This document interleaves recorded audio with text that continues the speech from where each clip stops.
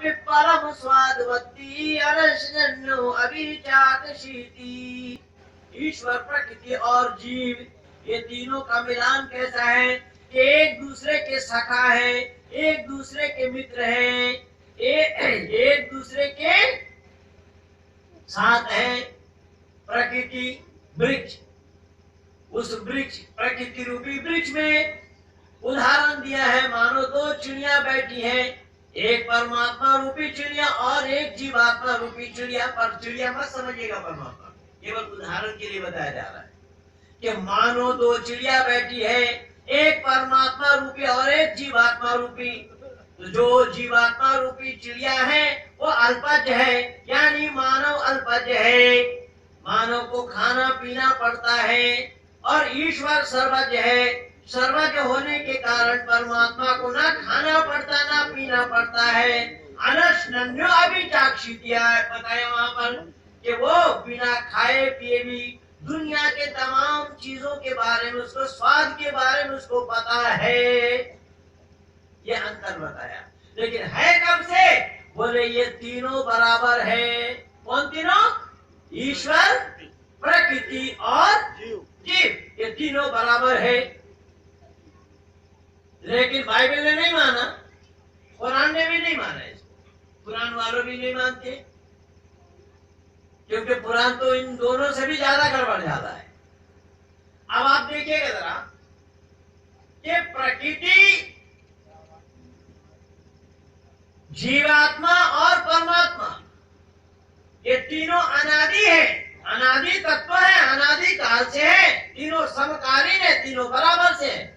अर्थात परमात्मा ने न तो जीवात्मा को बनाया और न ही प्रकृति को बनाया, क्योंकि प्रकृति भी अनादि है जैसा परमात्मा अनादि है, जीवात्मा भी अनादि है जैसा परमात्मा अनादि है, और परमात्मा तो है ही। ये तीनों अनादि है। तो है कब से? ये समकालीन है। तीनों में फर्क क्या है, भेद क्या है, अंतर क्या बताया कि प्रकृति ज्ञान शून्य है, जीवात्मा में कुछ ज्ञान और कुछ अज्ञानता है, और परमात्मा ज्ञान में परिपूर्ण है। जैसा उदाहरण के रूप में मैं आप लोगों से पूछ रहा हूं या माइक से पूछ रहा हूं,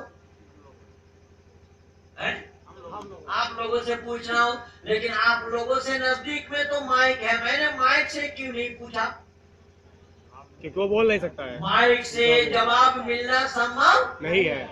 ये अकल हमारे पास है या नहीं है? अकल है तभी अकल से काम लिया गया। लेकिन जिन लोगों ने अकल पर ताला डाल दिया, उन लोगों को आज तक ये पता नहीं लग पाया।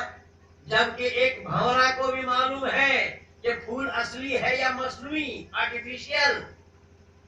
एक चिड़िया को भी पता है कि ये तार बिजली, इसमें बिजली है या अर्थ वाला है। एक बिल्ली को भी पता है कि ये चूहा मिट्टी का है, पत्थर का है या असली है, लेकिन हिंदुओं को पता नहीं लग पा रहा है आज तक। यही कारण बना यहाँ पर तीनों को दर्शाया कि ईश्वर, प्रकृति और जीव तीनों बराबर है, तीनों समकालीन है, तीनों में से कोई आगे पीछे छोटा बड़ा नहीं। तो परमात्मा ने प्रकृति को नहीं बनाया। एक मौलाना ने मेरे से सवाल किया कि भाई जब आपके परमात्मा ने प्रकृति को नहीं बनाया तो प्रकृति का मालिक परमात्मा कैसे हो जाएगा? मैंने कहा भाई बिना बनाए मालिक होगा। बोले आप मानते हो लेकिन हम नहीं मानेंगे। मैंने कहा आप नहीं मानेंगे? बोले नहीं। मैंने कहा कि क्यों नहीं मानेंगे? जो परमात्मा मालिक तो तब होगा जो बनाने वाला होगा, वही मालिक होगा। मैंने कहा बिना बनाए मालिक नहीं हो सकता? बोले नहीं। मैंने कहा मैं आपको अभी पकड़ा दूं? बोले कैसे पकड़ाएंगे? मैंने कहा बनाने वाला मालिक होता है? बोले हाँ। मैंने मौलाना साहब आप ये बताइए आप शादीशुदा है या बैचलर है? बोले नहीं मैं शादीशुदा हूँ। मैंने कहा आप अपने पत्नी के मालिक हैं? बोले हाँ। मैंने कहा बनाने वाला मालिक होता है? बोले जी। मैंने कहा जिस पत्नी के मालिक आप हैं उस पत्नी को आपने बनाया है, आपके ससुर ने बनाया? भाई बनाने वाला अगर मालिक होता तो उसको बनाने वाला तो आप है, आप कैसे मालिक हो गए उसके?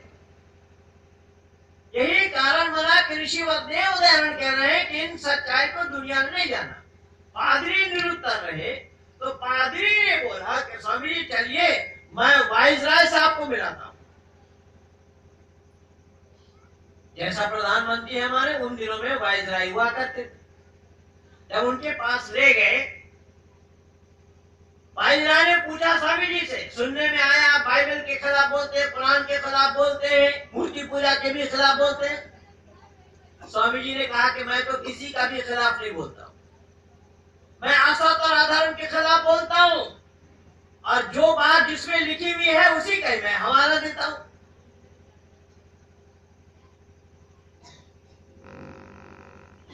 बोले ये आप बोलेंगे तो झगड़ा नहीं होगा। बोले झगड़ा कैसे होगा, ये अधिकार तो मिला हुआ है सबको। महारानी विक्टोरिया के माध्यम से अधिकार हर एक को मिला हुआ है, सब अपने अपने सिद्धांतों का प्रचार कर सकते हैं। मैं भी अपने सिद्धांतों का प्रचार कर रहा हूं। तो बोले महारानी विक्टोरिया के माध्यम से अगर आपको अपने सिद्धांत का प्रचार करने का अवसर दिया है तो ये भी अंग्रेजों का देन है। आप एक धर्मात्मा होने के कारण परमात्मा से प्रार्थना कीजिए कि अंग्रेजों का राज यहाँ पर बरकरार रहे। ऋषि ने कहा कि नहीं, ये नहीं हो सकता। एक राजा जो विदेशी है, ऐसे विदेशी राजा पिता से ज्यादा स्नेह करने वाला क्यों ना हो, ऐसे विदेशी राजा को हम अपने देश का राजा नहीं बना सकते। विदेशी को हम अपने देश का राजा नहीं बना सकते। लेकिन इन कांग्रेसियों ने क्या कर रखा है? ये सोनिया कौन है? अब देखिए, जो आजाद भारत के सबसे पहले प्रधानमंत्री बने, जिनका नाम क्या था? जवाहरलाल नेहरू भारत के प्रधानमंत्री थे। उनका कपड़ा कहाँ से धुल कर क्या है? पेरिस से। उनका कपड़ा पेरिस से धुल करके आया। और उन्हीं के तो नाती थे। वो जिस कलम से लिखते थे वो कलम विदेशी। भोजन में जो दही लेते थे वो दही विदेशी, और दही परोसने वाली भी विदेशी। भारत को तो बट्टा यूं बैठना था, और इस बेचारे को तो कुछ भी आता पता नहीं है। मैंने राहुल से पूछा, राजीव गांधी भी नहीं जानता था। राजीव गांधी एक बार किसान आंदोलन चल रहा था उन दिनों में, उनको संबोधित करने के लिए गए, और उस बार मिर्च महंगा हो गया था। जैसा अभी कई बार प्याज महंगा हो गया, उस बार मिर्च महंगा हो गया था। तो राहुल गांधी किसानों से पूछ रहे हैं कि कौन सा मिर्च महंगा है? तो किसान ने कहा कि सर लाल मिर्च महंगा है। तो राजीव गांधी कहा आप लोग हरा क्यों बोते हो, लाल ही बो। उसको पता नहीं कि हरा से ही लाल हो रहा है। हमारे राहुल के लिए बोला कि माँ बेटा मिलकर के राई और सरसों में क्या भेद है वो बता। तो कहने का तात्पर्य मेरा यह है, ऋषि दयानंद कह रहे हैं हम विदेशी राजा को पसंद नहीं करते, हम अपने देश के लोगों को ही राजा बनाना चाहते हैं। स्वामी जी को वहां से हटा दिया। केशव चंद्र सेन से कहा कि ले जाओ जहां से ले गए थे। केशव चंद्र सेन ने कहा कि स्वामी जी आपने मेरा सारा बनवाना काम बिगाड़ा, मैं तो अंग्रेजों के साथ मिलकर के काम करना चाहता था। स्वामी जी ने कहा कि अंग्रेजों के साथ आपका मेल कहाँ है, जो अंग्रेजों के साथ मिलकर के काम करना चाहते हैं? बोले क्यों? स्वामी जी ने कहा हम गौ के रक्षक हैं और वो गौ के भक्षक हैं। तो गौ रक्षकों के साथ गौ भक्षकों का मेल होना संभव है क्या? संभव ही नहीं है। ये विरोध उन दिनों में ऋषि व देव दयानंद ने सबसे पहले किया था। दुनिया वालों ने इन सच्चाई को जानने का प्रयास नहीं किया। दुनिया के लोग अगर ऋषि व देव दयानंद की कई भी बातों को उन दिनों में मान लेते होते तो आज जो ये बखेड़ा हुआ है, ये तो हम और स्वामी जी दोनों मिलकर के प्रचार करते। तो सोनिया गांधी अगर इस समय तक रही होती ना, तो फिर ना आप सुन पाते ना हम सुना पाते। मैं आपको लोगों को बिल्कुल सच्चाई बता रहा हूं। और हम दोनों ने इतना बल दिया है उसके प्रचार में मेरा 4 वीडियो लगा है लोकसभा इलेक्शन से पहले मोदी के पक्ष में। तो कहने का तात्पर्य मेरा ये है कि सच्चाई को दुनिया वालों ने जानने का प्रयास नहीं किया। तब ऋषि दयानंद ने कहा था उन दिनों में कि विदेशी राजा को हम पसंद नहीं करते, हम अपने देश के लोगों को राजा बनाना चाहते हैं। और ऋषि देव दयानंद की बातों को लोगों ने जानने का, समझने का प्रयास नहीं किया, सबने अनदेखा कर दिया। लेकिन उसके लिए भी मैं मानता हूं गलती आर्य समाज की है। आर्य समाज के लोग अगर उन दिनों में कोई राजनीतिक पार्टी बनाते होते, ऋषि दयानंद ने तो लिखा ही है सत्याप्रकाश के छठा समोल्लास राजधर्म पर। अब राजधर्म अगर वो कायम करते होते तो ये नौबत ही ना आती, ये जो घोटाला पर घोटाला हो रहा है। अब ये लोग क्या कह रहे हैं? ये लोग कह रहे हैं कि राजनीति से धर्म को अलग रखें। आध्यात्मिक मंच है, आध्यात्मिक मंच है, मत बोलना। राजनीति को धर्म से, ये धर्म को राजनीति से अलग रखो। अब अंदाजा लगाइए जरा सा कि धर्म किन के लिए है। आप लोगों से ही पूछ रहा हूं, जरा जल्दी जल्दी बोलिएगा। धर्म किन के लिए है? धर्म को मानता हूं। क्यों? धर्म को जो नहीं मानता उसके लिए नहीं है। धर्म को कौन नहीं मानता है? तो आज आपसे ही मैं ले लेता हूं, धर्म को कौन नहीं मानता? सभी मानते हैं, है? अपने धर्म को सब लोग मानते हैं। फिर आपने कैसे कह दिया जो धर्म को नहीं मानता? अरे माँ को माँ सब कहते हैं। हिंदू कहता है केवल, या मुसलमान भी माँ को माँ कहता है? अम्मी कहते हैं? तो अम्मी कहे चाहे अम्मी, तो माँ को ही कहा जाएगा। साली तो नहीं कहता ना। क्या ईसाई अपने माँ को माँ कहते हैं या कुछ और मानते हैं? तो फिर यही धर्म है और है क्या? माँ को माँ कहना, जानना, मानना ये धर्म है। अब ये कह रहे हैं कि राजनीति से धर्म को अलग रखो। राजनीति भी मनुष्य मात्र के लिए है, धर्म भी मनुष्य मात्र के लिए है। कोई पशु पक्षी को वोट डालने के लिए जाते हुए देखा आप लोगों ने? या डलवाने के लिए ले जाते आप सभी? नहीं, पशु पक्षियों को वोट डालने के लिए नहीं है, लेकिन अपाहिजों को ले जाना पड़ेगा वोट डलवाने के लिए, है ना? तो वोट डालने का अधिकार मनुष्य को है और धर्म पर आचरण करने का अधिकार भी मनुष्य को है। अब देखिए जरा कि रिश्वत लेना धर्म है या अधर्म? बंधु जरा जल्दी बोलना। रिश्वत लेना अधर्म है और रिश्वत ना लेना धर्म है। अब ये कह रहे हैं कि धर्म को अलग कर दो और खुला मार मारो, कोई रोकने वाला नहीं, टोकने वाला नहीं। अब देखिए ये राजा, इंटरनेट पे देख लीजिए, ये राजा का मकान देखिए, अरबों का मकान है, अरबों पैसा लगा रखा है मकान में। अब जो घोटाला हुआ, उस घोटाले में कुछ दिन जेल गए, बस छुटकारा हो गया। वो जितने भी हुए हैं सब लोगों ने यही किया है। तो कहने का तात्पर्य मेरा ये है कि धर्म को राजनीति से अलग किया जाना संभव नहीं। अगर उन दिनों में ये काम हो गया होता तो आज राष्ट्र धर्म का ही बोलबाला होता, लेकिन नहीं किया। तो जिम्मेदार लोगों की ये गलती है। ऋषि देव दयानंद ये बार बार ताकीद कर रहे थे कि ऐ दुनिया के लोगों,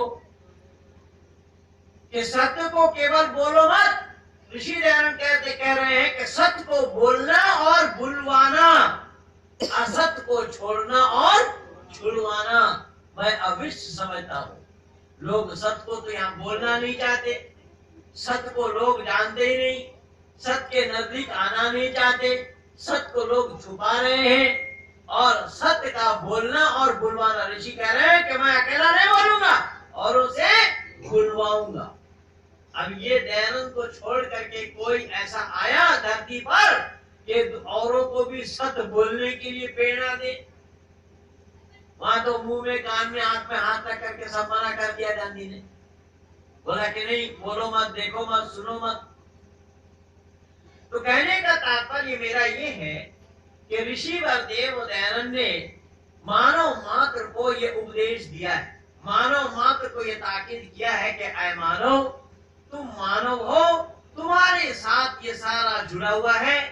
तुम अगर इन कर्तव्यों का पालन नहीं करोगे तो फिर मानव कहलाने के हकदार नहीं बनोगे। अगर मानव बनना चाहते हो तो इन सब बुराइयों से तुम्हें दूर रहना पड़ेगा। बुराई अगर तुम्हारे में है तो तुम मानव कहलाने के अधिकारी नहीं बनोगे, क्योंकि संतान तुम परमात्मा के ठहरे। जब परमात्मा के संतान हो, परमात्मा में जो गुण है वो गुण अगर तुमने नहीं लिया तो फिर उसके संतान कहलाने के अधिकारी नहीं बनोगे।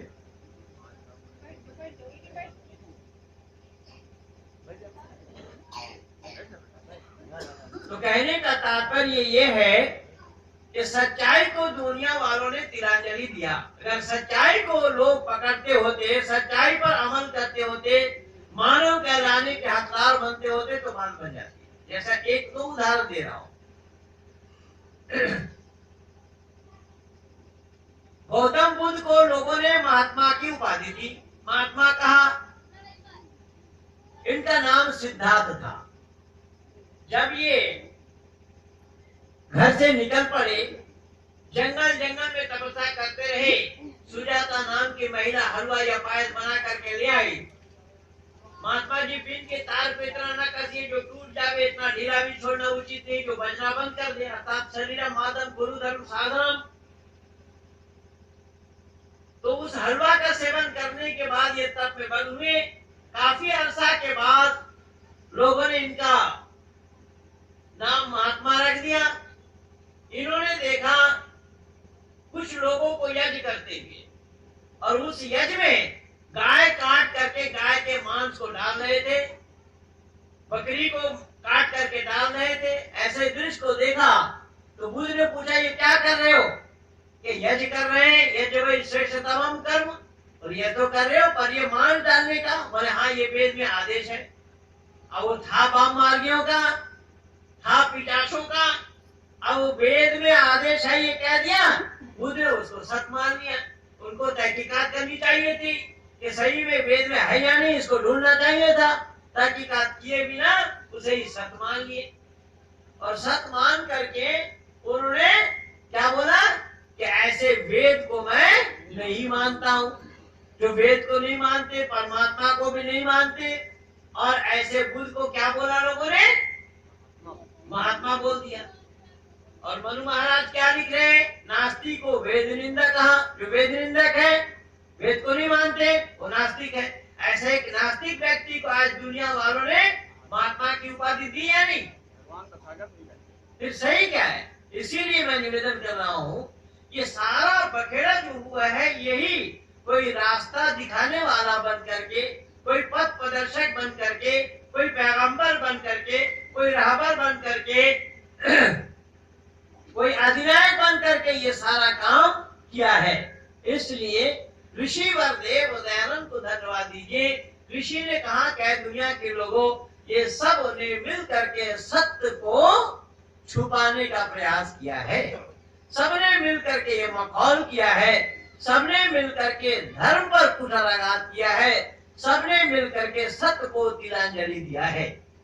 यही कारण बना कि ऋषि व देव दयानंद ने अपने आर्य समाज के जो नियम 10 बनाए हैं या लिखे हैं, उन 10 नियमों में 5 बार केवल सत्य का ही उच्चारण किया ऋषि ने। इससे ये साफ पता चल रहा है कि ऋषि व देव दयानंद कितने सत्य प्रिय थे। इसलिए बंधु, हम लोगों को भी सत्य प्रिय बनना चाहिए।